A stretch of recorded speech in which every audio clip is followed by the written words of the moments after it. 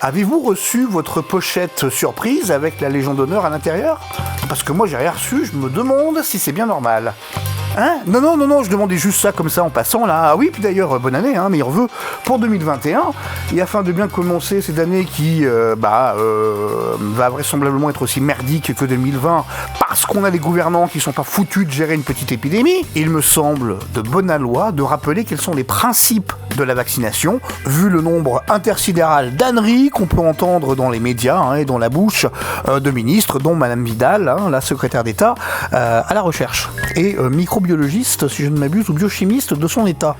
La vaccination consiste à stimuler de manière artificielle la génération d'une immunité à une maladie donnée au sein d'un individu sain.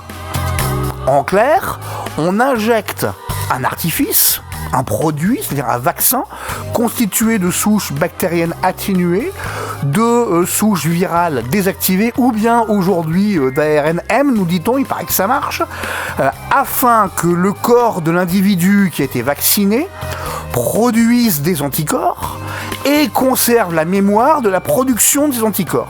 Bon, le vaccin en lui-même, vous l'aurez tous compris, ne confère strictement aucune immunité.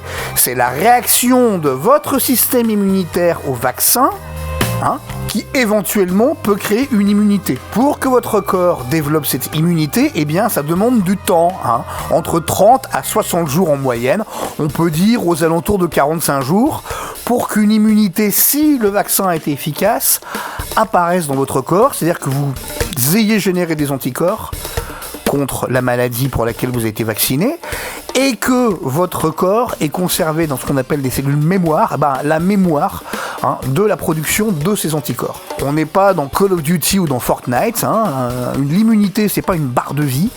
Quand vous recevez par exemple la première injection du vaccin de Pfizer à ARN messager, ça vous donne pas immédiatement 50% d'immunité, et puis 21 jours après, quand vous avez la seconde injection, 100%. C'est pas comme ça que cela marche, il faut que votre corps réagisse d'abord au vaccin. On est bien d'accord, on stimule des défenses immunitaires. Ce n'est pas les remplacer. Et l'immunité, c'est binaire. Soit on l'a développée, soit on ne l'a pas développée. Si on l'a développée, alors effectivement, selon les vaccins et selon les personnes, il peut y avoir des niveaux d'immunité différents. Mais soit on l'a, soit on l'a pas.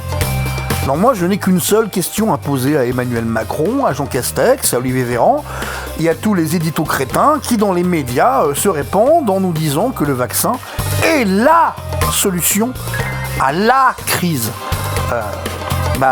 Pourriez-vous, s'il vous plaît, mesdames, messieurs, m'expliquer comment un vaccin, même s'il est efficace, qui ne sera efficace, c'est-à-dire qui n'aura généré une immunité chez les individus vaccinés qu'au bout de 30 à 60 jours, pourra permettre de juguler une épidémie d'une maladie dont la durée d'incubation est de 15 jours.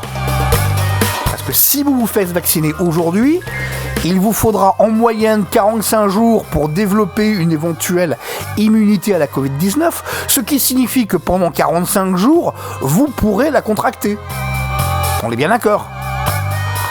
Eh bien, c'est pour cela que la vaccination n'a jamais permis, je dis bien jamais permis, de juguler une épidémie.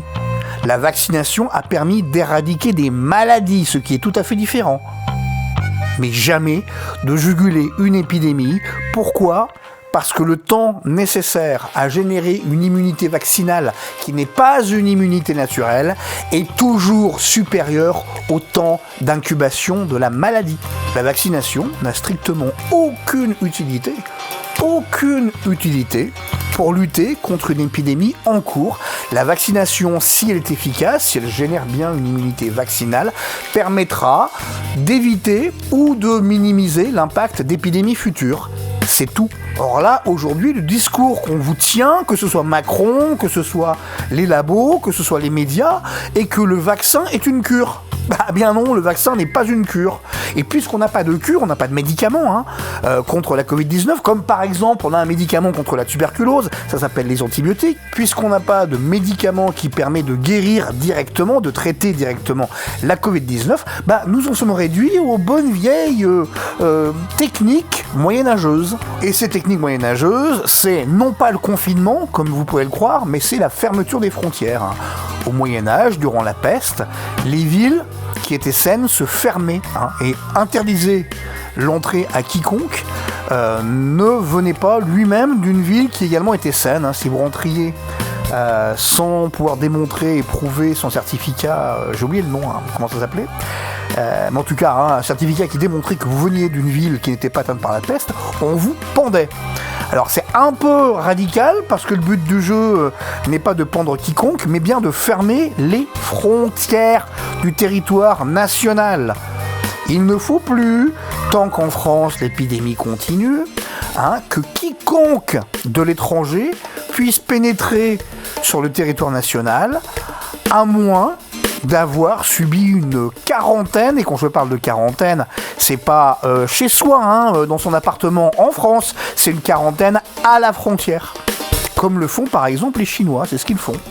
C'est-à-dire que les types qui débarquent des États-Unis, qui débarquent de Dubaï du Réveillon, ils vont passer 2 semaines à leurs frais, en quarantaine, dans des hôtels de Roissy prévus pour. Je vous rappelle juste que l'épidémie de Covid-19 est causée, enfin les épidémies, puisqu'il y en a plusieurs, il y en a plusieurs, on en est à la 2e, peut-être bientôt à la 3e. Donc les épidémies de Covid-19 ont été causées par des virus qui proviennent de l'étranger. Le premier provenait de Chine, le second, qui a créé ce que les médias appellent faussement la seconde vague, alors qu'il s'agissait en fait d'une seconde épidémie, a été causée par un variant qui venait d'Europe du Nord. Là, on nous parle aujourd'hui du variant anglais, puis des variants nigérians et sud-africains. Il va donc falloir faire ce que Macron refuse de faire depuis 1 an pour de basses raisons idéologiques, alors que c'était pourtant écrit en toutes lettres dans le plan pandémie. C'est la fermeture des frontières afin de s'assurer que toute personne se présentant pour rentrer dans le territoire national français subisse une quarantaine d'au moins 15 jours qui nous permet de nous assurer que cette personne est saine. Ce qui nous permettra de ne pas être contaminés de l'étranger tout en nous attachant à soigner les malades en France. Et à partir du moment où on aura atteint un taux d'incidence qui sera inférieur au seuil épidémique, alors on pourra commencer à songer à vacciner la population. Voilà comment on résout une épidémie. Et donc, monsieur Macron, là, dans ma pochette surprise, je veux le grade de grand commandeur pour la Légion d'honneur. Merci.